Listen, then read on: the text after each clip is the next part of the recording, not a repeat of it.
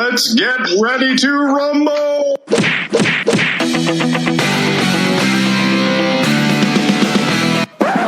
Welcome to Boxing Unwrapped.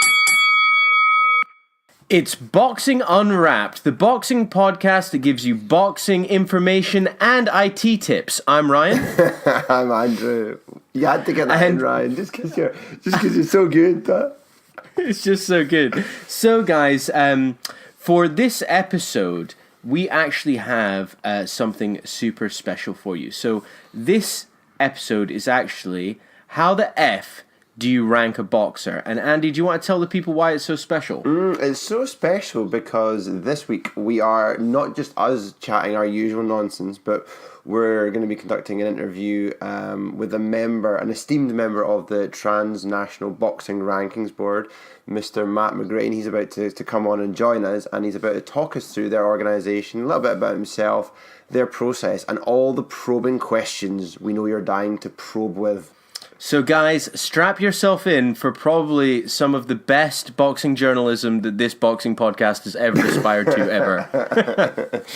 But this is venturing into the realms of proper journalism, so I hope it doesn't leave a sour taste in compared to our normal episodes.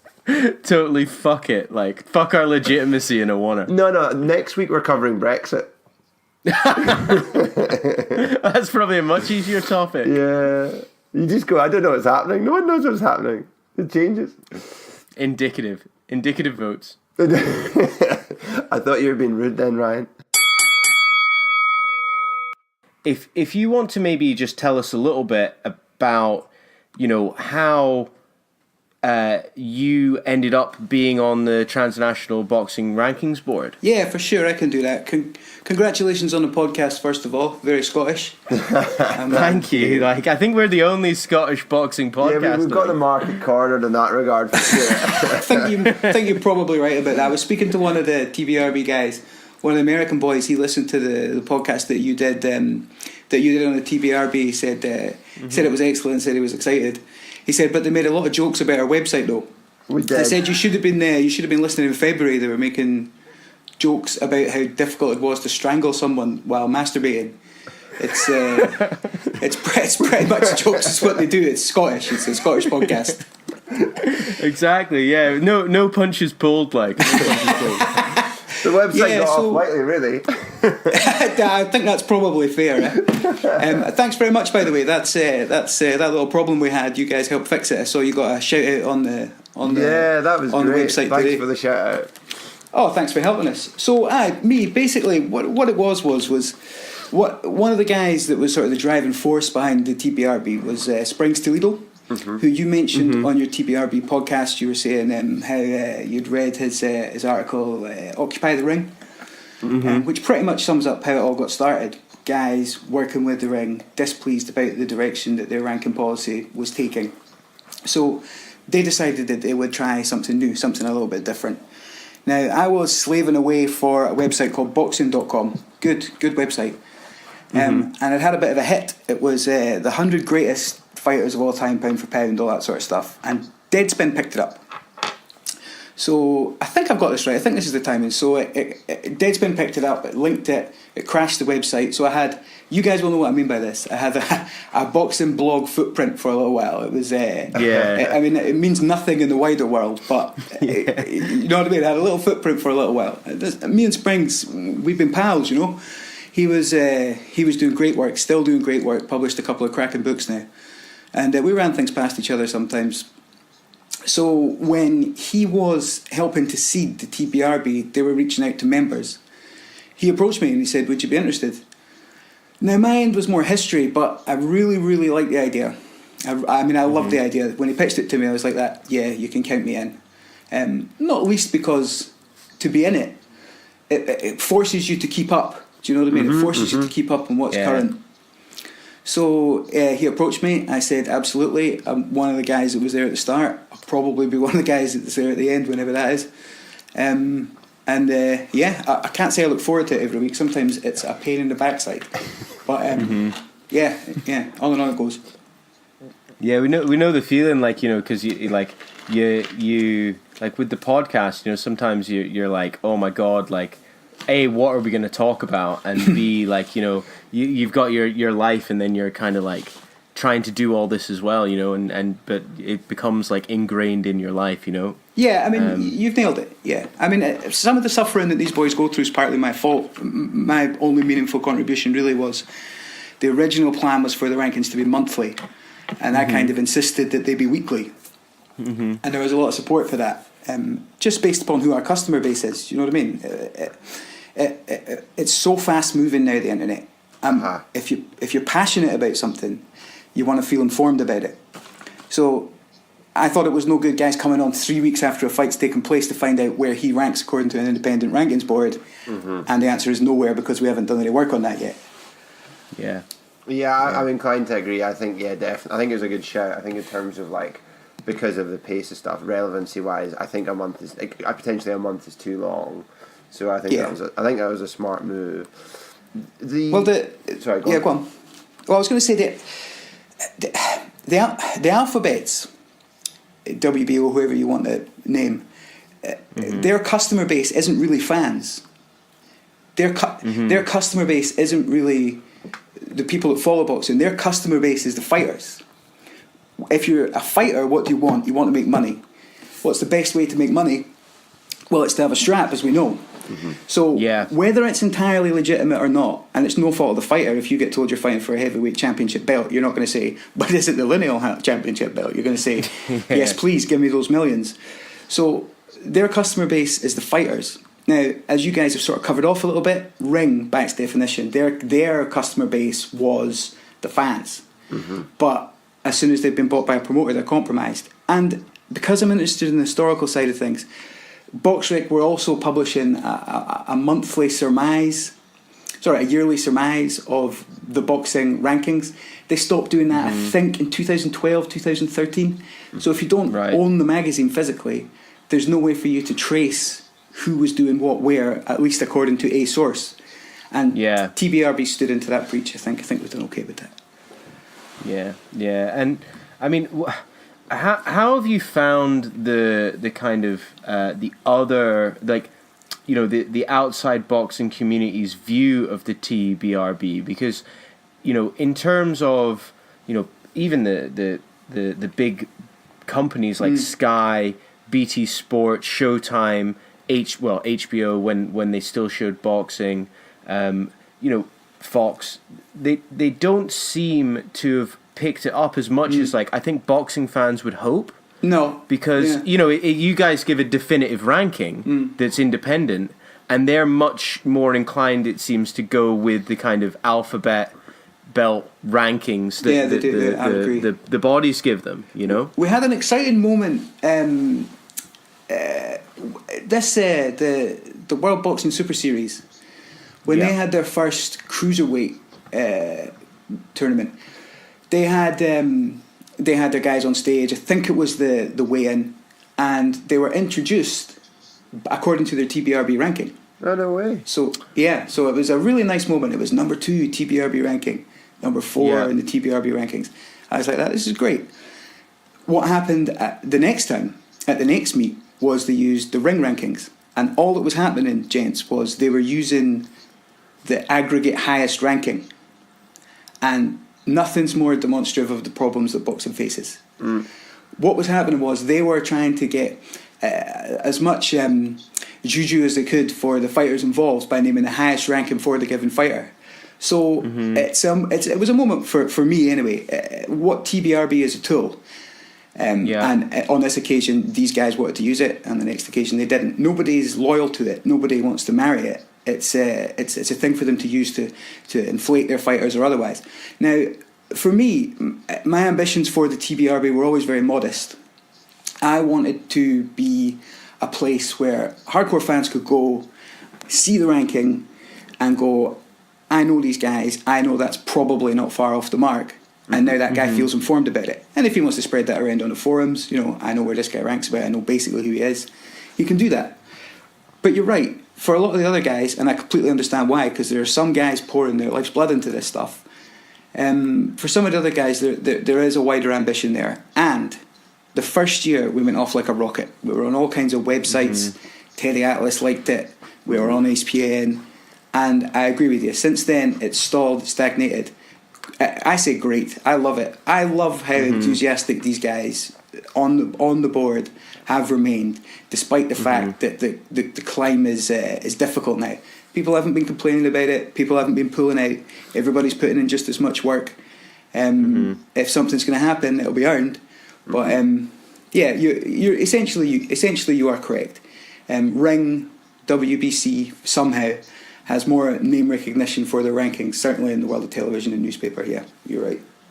Yeah, and I mean, do you think that is actually slightly because of the issue that the ring is anyway, because it's kind of a golden boy, extra golden boy promotion kind of production. If we were, that actually people are more inclined to take it because it's actually Oscar De La Hoya's, and it's he's so ingrained within the business side of things. I think the success of the ring, I think, is down to it being the ring.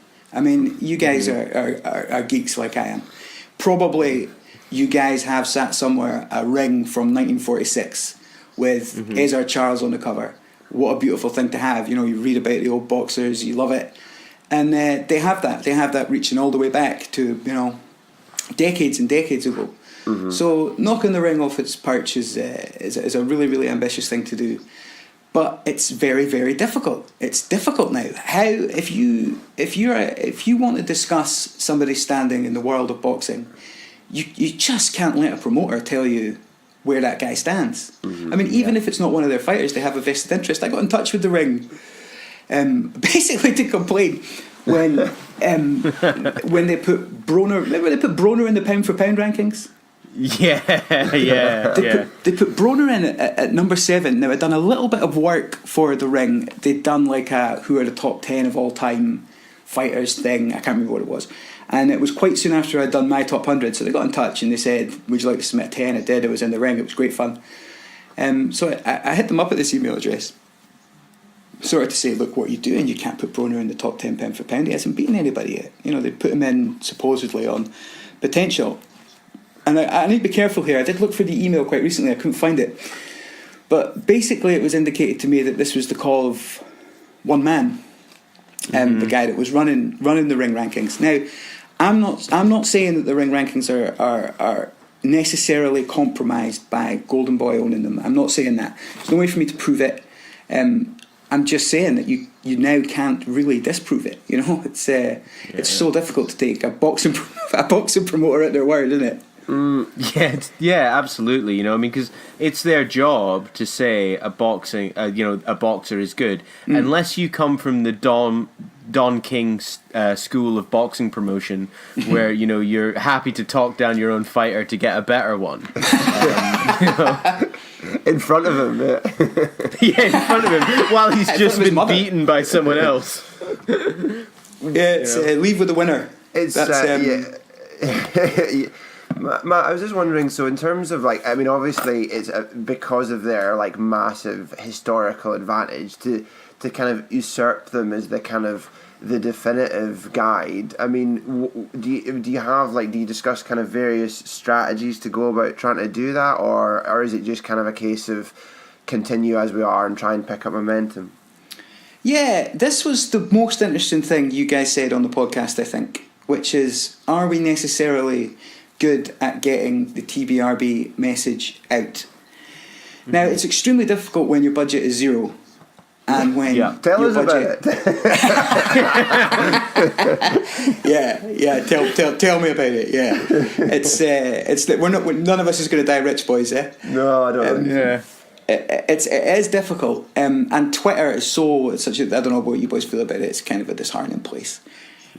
So it's a difficult thing. Plus, all these guys. Don't get me wrong. Everybody's doing their best. Still, it's so great to see. But these guys are writers. We're all writers. We're writing. I mean, there are something like 20 websites that take the ranking, and these guys have been loyal. They always publish the ranking. All they get for it is a link on our homepage that says these are the people that support us. You know, you can go and visit their website if you want to. But the being non-corrupt, doing your best, it doesn't appear like it's going to be enough. But the next step, it's an extremely difficult one to take when you're in the position that we're in. And when you've got guys like me on board, like Matt, basically what I wanted to see for the TPRB has come to fruition. It's been realised. What I wanted for it has been accomplished, which is that the other boxing geeks I know, they all use it. Yeah. Yeah, I mean, but for me, I kind of feel that like the impetus and the importance of what the TBRB do is actually for new boxing fans. That's interesting. Because like wading into the murky world of boxing, trying to know who actually is the best, and from an independent source is way better, because you know, I think boxing has a toxic brand issue of, you know, from, you know, all throughout history, and what the TBRB can do is actually cut through all that and say, actually, these guys have been independently assessed as number 1 to number 10, and this is why, and this is why they move. Which I think is a really important job, you know, to kind of move beyond the fringes to the kind of masses, like, you know. Yeah, I mean, but boxing, it's a disaster. Boxing, like, if you're don't mince your words, Matt. I mean, go on. That's what you really feel. if you're passionate about something, whatever it might be, you want to feel informed about it, and you want to appear informed about it. Now, what boxing does is it makes people that are passionate about it feel stupid, because what they do is they hear a fight's on, they Google the fighters, they find out about them. The television comes on, a guy wins. They give him a belt. He goes, that guy's the champion. He goes to the boozer on Saturday night. He goes, this guy's the best welterweight in the world. They go, no, he's not. There's 3 other champions, and they're all probably better than him. Do you see what I'm saying? Yeah. So like every other sport, you know, you watch Wimbledon, you go to the boozer. Federer's amazing. That's the 3rd time he's won it. Nobody goes, actually, there's 3 other Wimbledons, and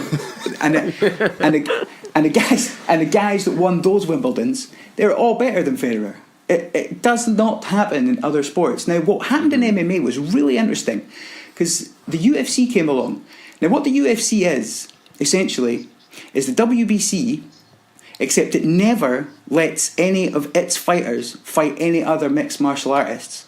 But because it has the appearance of being cohesive, because it presents itself as cohesive to the public, everybody just calls UFC MMA and MMA UFC.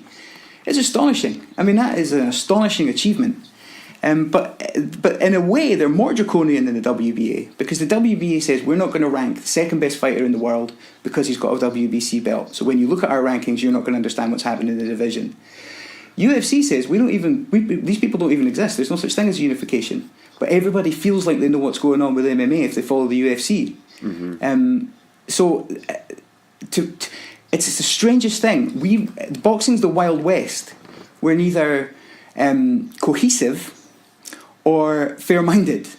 We don't have the cohesion of the UFC, and we don't have a sort of sense of fair-mindedness where we're going to present rankings to the public, present fighters to the public as they truly are. Everybody gets airbrushed by whatever belt they're wearing. It's an interesting point, and it was one of the things that Ryan and I have spoken about on previous episodes about, like the kind of the UFC model, and you're right, it is kind of synonymous with as being MMA, but of course there are other bodies. But we were saying, obviously, there are upsides and downsides. I heard that one of the downsides is for participants in UFC, unless it's the very, very top popular few, that they're very poorly paid. The 99% of UFC fighters are very poorly paid. But the one thing you do get more frequently is you get the best fighting the best within that organisation, because it's seen to be almost like as a, you know, the organisation has more power than the participants. You're bang on. The UFC has put the customer base first, and the people that run boxing have the boxers as their customers. In my opinion, the true customers of the WBC aren't the people that pay the fighters. It's the fighters that pay the ranking organisations. I don't think you can exaggerate how unhealthy a situation it's in. Fortunately, especially in the lower weight divisions, to make the real money, the best they'll have to fight the best. But you guys see what's happening in the heavyweight division now. We all got so excited. We've got 3 world-class heavyweights. Surely 2 of them are going to fight each other. And if they don't, one of them must fight Dillian White in what would be a good fight. No. Yeah. Baby Miller's the best challenger we get to 3 guys who are claiming to be the number 1 heavyweight in the world. Just out of interest, this is slightly off topic, but do you think he's quite rubbish as well? Who? Miller.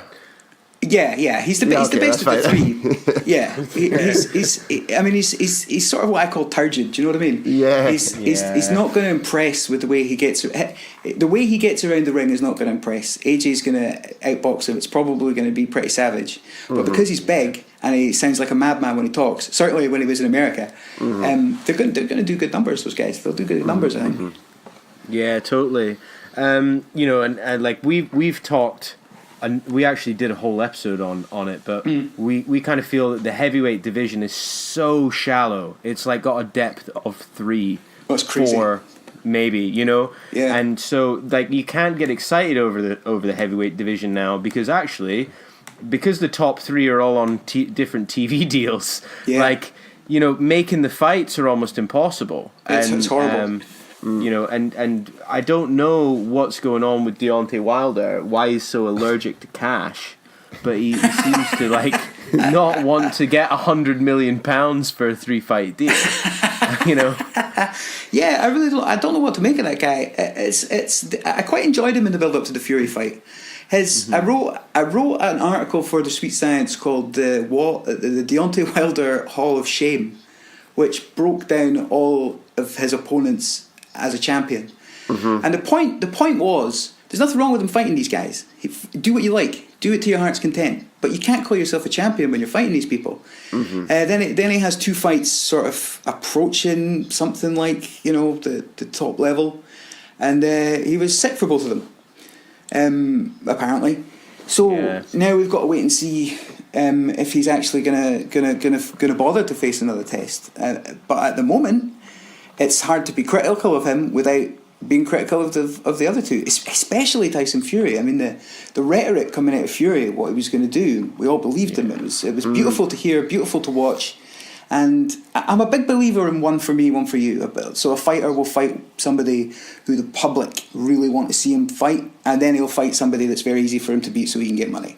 I'll live with that. But Fury had so much momentum. Now this guy is fighting you like that. I mean, I love Tyson Fury. I've always loved him, even when he was saying some stuff that was really unfortunate. I tried to give him the benefit of the doubt. But interestingly enough, it's like not until he decides to fight a guy who isn't even in our top 10. I don't think any top 10. After all the rhetoric, that I feel finally like I've maybe had enough. I felt like with Fury the fact that he took the deal, which was then, as correct me if I'm wrong, but my understanding is that they're then dictating that he fights this guy Schwartz first, and so on, and probably someone else second before they look at a big fight. But the fact that he was willing to take the deal under those terms, meant it's an oddity. He had to vacate the moral high ground to do that. He had to. He lost it. He lost it with that, did he? That's you've said what I was trying to say with many fewer words. He sort of lost. That's rare for me, to be honest. But I tell you what, always it must be great, like doing something you love, making millions of bucks. But don't you wonder? Like, I don't know, I can't get inside these guys' heads. They're elite athletes. I'm a sub-elite athlete. Don't you want to know? Doesn't Tyson Fury want to know if he can beat Anthony Joshua? Wouldn't that be the thing wouldn't you say, I'm going to get that guy? You know what I mean? Like Rocky with the picture of Ivan Drago up in his bathroom mirror. Take it down the day before the fight, I'm going to kill that guy. I don't know, it's just, I'm continually shocked by how everybody's so willing to embrace mediocrity or tread in water or whatever you might want to call it. I think one of the things that we've talked about previous is that basically there's none of them now, it's apparent that there's none of them now willing, they can't say I will do whatever it takes. None of them will do whatever it takes. They want to do things only on their own terms, and when you've got 3 people all thinking that, then it's incompatible with the right fights, and that's the disappointment. Yeah, I mean, in 1940, like the title picture in 1940, it had its confusing moments. You know, there were times when the British were recognising one guy and the Americans were recognising another guy. But basically, if you wanted to make a payday where you could say, that's me taken care of for the next 6 years, my kids are going to be okay, you had to fight the best. There was basically one championship. And if you wanted the big money, you needed it. That's what you needed to get. Now, you can make big money without ever matching a top contender. You don't have to fight anybody in the top 5 in order to get a strap, especially the WBA. I think they've got 4 available belts. The WBA are willing to name 4 different heavyweight champions. What can you do? Yeah, it's kind of exactly. You think at some point with this like infinite division, at some point someone will go, "Are these actually worth anything, guys?" I mean, we've got 72 belts and they're all the same. I'm lost. We've run out of colours, guys. We've run out of fucking. Well, I mean, 72 is not strong enough, is it? You've got 17 divisions. No, I meant like per division. Yeah, per division. I understand what you mean. But if you say if there's 17 weight divisions, and if you say there are any given time 1 to 7 champions in each of those divisions, you can be up around 100 champions. Now, if you're serious about your boxing, how many fighters can you legitimately follow all the time? We got guys that work with the TBRB and the record keepers, and they sweep up. It's brilliant work they do, both of them. They sweep up every meaningful fight that happens every weekend, everywhere in the world. But they can't know everything about every one of those fighters. It's literally impossible. We're at a position now where even if it's your job, even if it's your full-time job, you're probably not going to be able to follow all the champions and all the contenders to all those champions. So the sport is now literally impossible to follow. You can't follow boxing, you only follow boxers. Yeah. Which again emphasises the importance of what you're trying to do, because it's, you know, I mean, at least at a glance it's giving people like a very quick understanding of this person is, you know, at this level and his opponent is, oh no, he's not, he's way out with, or oh no, he is a very similar level, you know, and they're both high quality. So it's a very like snapshot picture that like it's increasingly important then. Yeah, and for all that your criticisms of the website are valid, it's got quite a nifty search function. So if you want to find out how long a guy has been in and around the rankings, you can do that just by putting his name into the search bar. So you could trace a guy like Sergey Lipinets, who cracked the welterweight division at number 10. You could trace his journey through 140 pounds before he comes up to 147, and just find out you know what his path to the top has been in 140. And how that might affect how likely is to win or lose at 147. Just is it worth then kind of diving in? Because I'm conscious we've been talking really good stuff, but not necessarily about like the actual process. Yeah, fair enough. Do you want to kind of run us through a little bit about specifically that example about Lipinets and then how that's reshuffled the welterweights, just in a kind of broad sense for people to get an idea of how the work goes per week? I'll give you a quick briefing. You shout stop anytime I say anything that's not clear. So stop. it basically. I'm joking. It basically starts with these guys, these record keepers, Kev Pollitt, Maury Salvador, who gather up all the fights that have occurred that week. They submit that information to the chairs. That is Cliff Rold, Tim Starks, Vito Brisi. Good guys all. Springs Toledo pitches in there as well. He's sort of like a compliance officer, unofficial compliance officer. He keeps an eye on the rules, makes sure that we're not doing anything out of bounds, and he pitches in occasionally at that level. And what these guys do is they swap opinions and then provide a rough ranking in the divisions.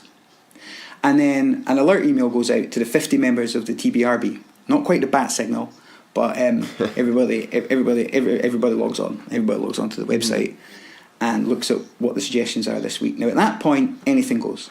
So you can suggest that a division which has not been appraised, that you want to see changes in it. You can say the guy that you've suggested for number 10 doesn't belong there. He should be removed and we should go with this guy. You've got that wrong. And in the beginning, it was interesting. Nobody really knew where to put themselves, and there was a lot of to and fro-ing. Now the chairs are so good at their jobs with the assistance of the record keepers that they tend to get it ballpark every time. They do really, really good work. which makes it very easy for all the rest of us. So, for example, this week, Sergey Lipinets' cracking win. Did you see it? Yeah. It was I've nice, not watched isn't it. I heard it was a belting fight though. He does this weird thing. He's gonna get put in his ass one of these days, Lipinets. He does this really weird thing where he throws his head across his man in very close. It's not illegal. He's not trying to headbutt the guy. He just moves his head very fast across him. And you see Peterson watch his head, and then he brings this sneak right hand over the top and absolutely clatters his guy. It's a lovely shot. But sooner or later, someone's going to catch him with a right hook right out of South Boston Answer Square. Someone's going to clatter him. But he's coming in at 10. Amir Khan's being bumped out. Amir Khan hanging about at 9 or 10. Mm-hmm. Yeah. For was it Vargas? Was that who we fought last? Yeah. I mean that, and like he struggled to beat Vargas. Yeah. So he was ready to go. Sergey hasn't done a tremendous amount at welterweight, but the feeling was that he was ready to be replaced. So he gets in. Didn't see any disagreement about that at all on the forum. We ended up with about 3 pages of chat. And I don't think that was contested once.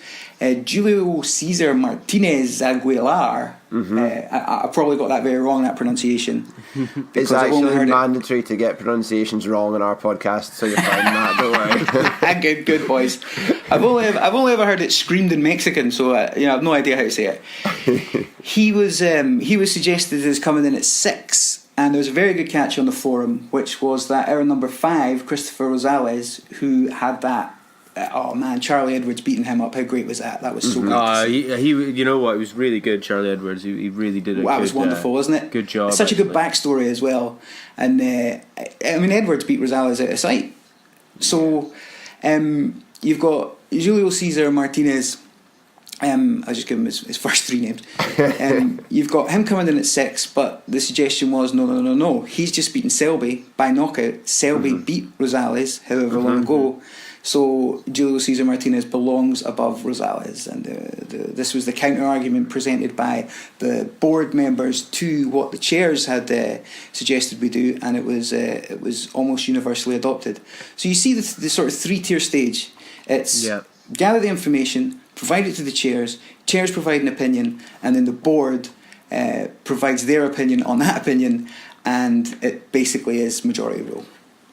And then is there like a sign off stage at the end? Is that just where Springs comes in and like goes, okay, this is all right, and then it gets published? I don't know how he does it. You know what I mean? I don't know how he. I mean, it's like every week these guys are doing exactly what you've described.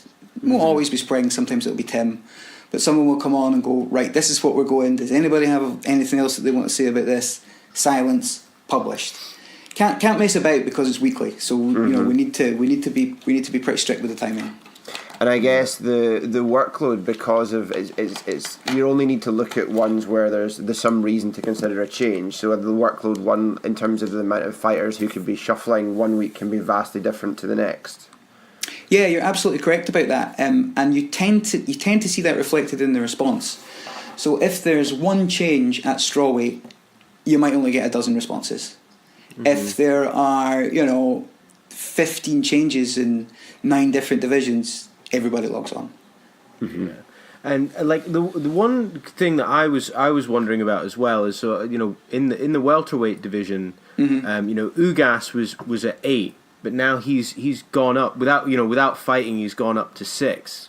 So how does something like that play out? Is that just because of where the other boxers are placed around him? Yeah, I mean, presumably. I wasn't a party to that discussion. The Ugas ranking is not one that I have a good grasp of.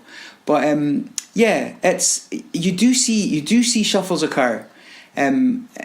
Sometimes they make perfect sense. Other times they need a little bit of explaining. But because there's 50 members on the board, anything that occurs is challenged. Anything that any move that you see has either been signed off by between 20 and 50. I need to stop saying guys because there are women on the board. Has either been challenged by 2 guys or 50 guys, or signed off because everybody agrees with it. And I wonder whether it just... I mean, we've spoken about it in other podcasts, but Matt, just to explain to the listeners in terms of like to achieve lineal status. Yeah, so, lineal status. Traditionally, lineal status was always about the number one facing the number two in the division. And as you guys have covered off in great detail and pretty much comprehensively, Ring tried to change that. They tried to say, in certain circumstances, the number two can fight the number three. Ring's it's a magazine. They can do what they like. You know what I mean? Mm-hmm. There's no indelible rule to lineal, but those of us who are invested in the board believe that 1 versus 2 is the definitive way to start new lineage. Mm-hmm. And if number one doesn't face number 2, there is no new lineage. It doesn't happen. But again, this creates its own problems because at any given... You saw it a bit with Tyson Fury. I don't know if you guys bother with the boxing forums or anything like that, but guys just couldn't get their head around who lineal was and what it meant, because you get claims and counterclaims now even for that. Mm-hmm. So even that, which was previously considered, like I say, indelible till no more, you get different opinions on who might be lineal, and that's the heavyweight division, most visible division. Yeah. We spoke about it on the pod in sort of at length in previous episodes, but obviously your official position is that the lineal heavyweight is open currently. Yeah, so basically what happened there was, a lot of people consider Tyson Fury the lineal champion, which is fine, but he explicitly retired from the sport. Explicitly retired from the sport. He said, I'm no longer in boxing. Now, a similar thing happened with Muhammad Ali. Ali was, as you know, stripped of his titles, all that nonsense, when he said, I won't go to Vietnam.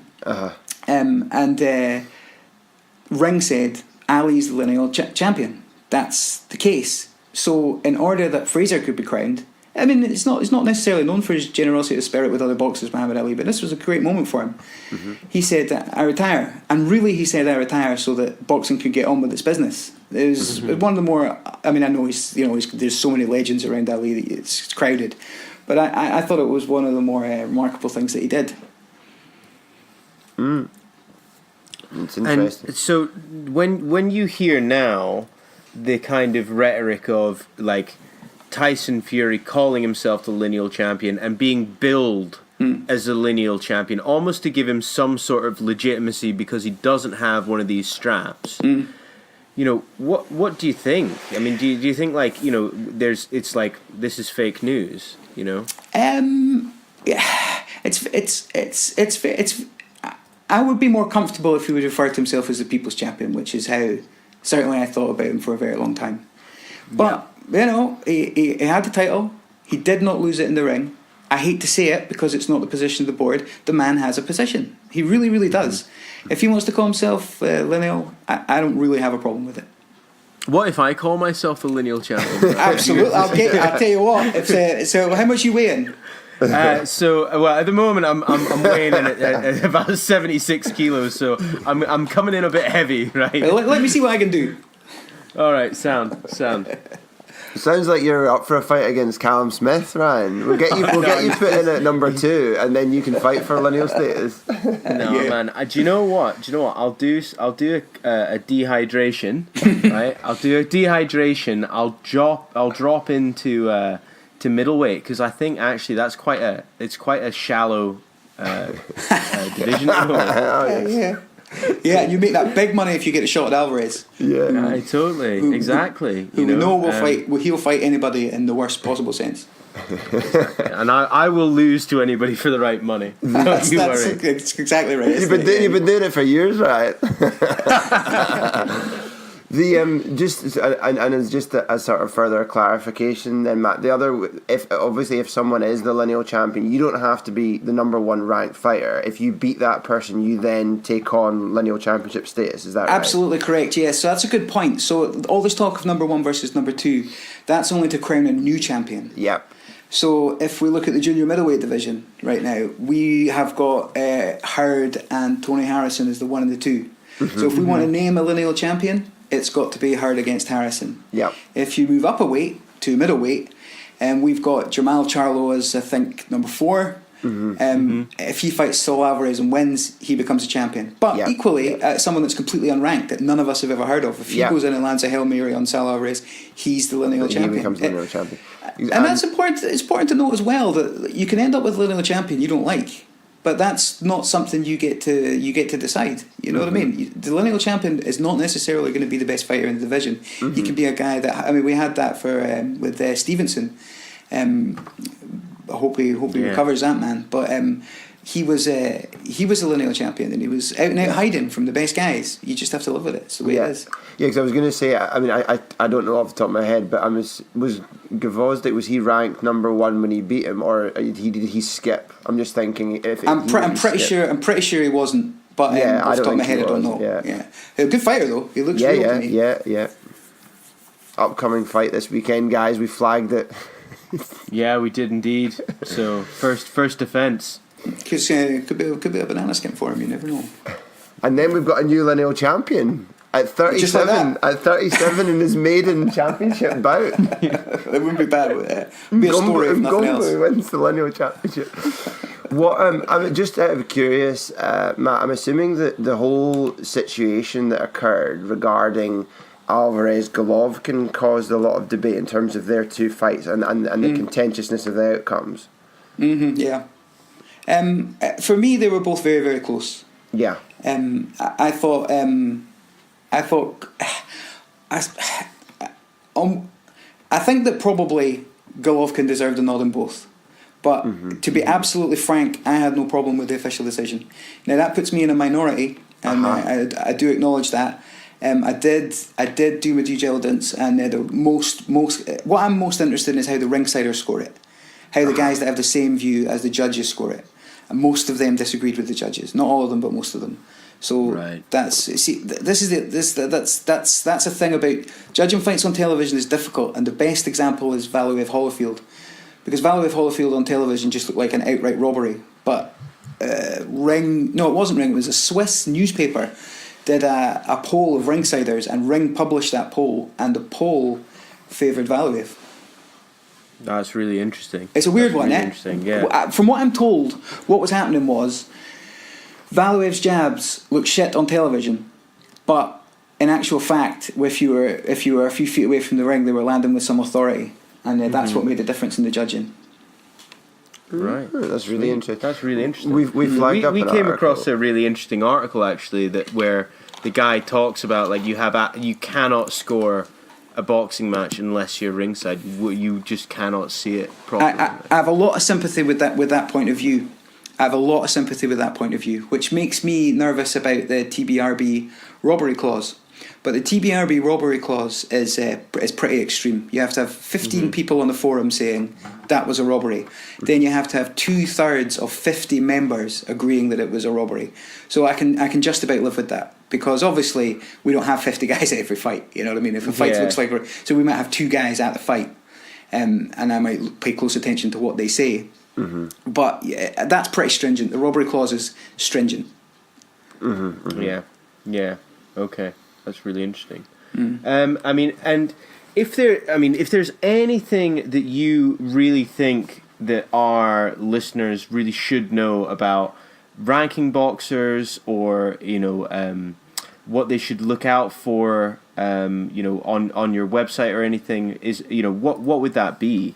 I think if you're interested in all this sort of stuff, which if anybody's got this far in this podcast, they must be, right?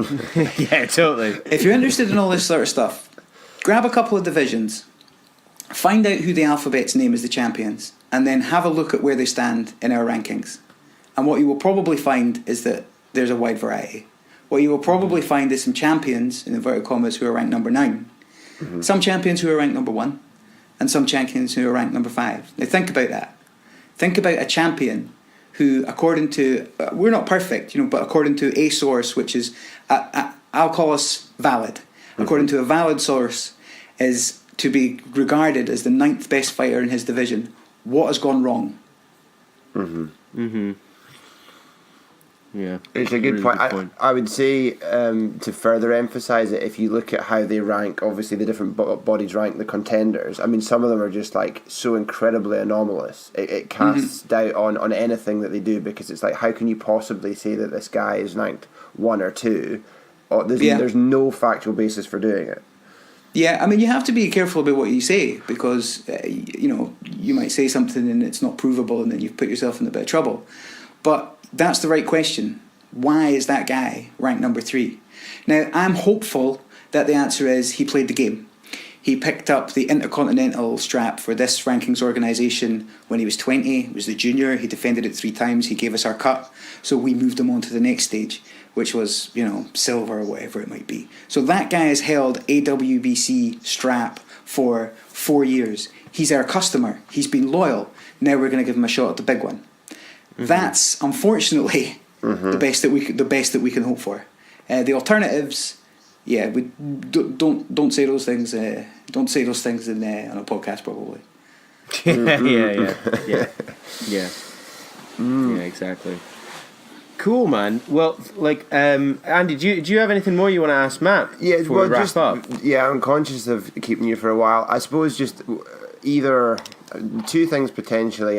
You can answer either of them. We can cut a little bit out. But if you've either got something you'd like to say in terms of if you could do a quick fix for boxing, if there's a quick fix you think that could make a reasonable impact, or if you were starting that's probably a bigger question. What would be the kind of big fundamental changes you would like to see in a dream world, not in terms of this could happen, but it's one thing. It's only one thing. You can have as many divisions as you like. You can have 25 divisions.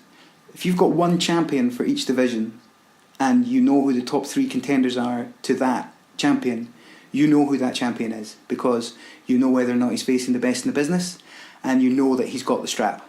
So you know if you have one champion, in each division, and you want to know boxing, you can know it. If you have 1 to 7, it's unknowable. It's an unknowable thing. So that's the most boring answer. I'm afraid it's the right one. I'm afraid the TBRB is not going to get it done. That's impossible for us. But if you want to keep up with the sport, if you want to introduce some clarity to your fandom, probably we're a decent place to start. I think that's a lovely place to finish up, Matt. I really appreciate your time and you're very welcome, chatting to us and stuff. It's been, you're definitely welcome, really insightful, man. And, I had a good time. Please keep following the podcast. It only gets worse every week. Fine wine, Ryan. Is it going to get worse than this one? I don't know that it necessarily is. Oh, this is the high watermark for the podcast, definitely, Matt. Something like that.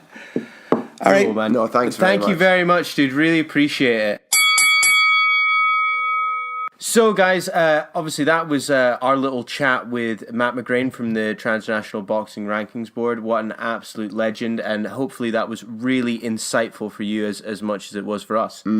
Yeah, that was super, super good. So thank you very much to Matt for his participation and some tremendous insights. Honestly, I was super impressed. And I think with the exposure we'll get through this podcast, I think we'll basically be able to fix boxing in the next 6 to 12 weeks. Definitely, that's what we're hoping. So, guys, make sure you're checking the Transnational Boxing Rankings Board page every week for your updated rankings. But anyway, guys, we will be back next week with another incredible episode. So, with that in mind, it's goodbye from me, Ryan, and goodbye from me, Andrew.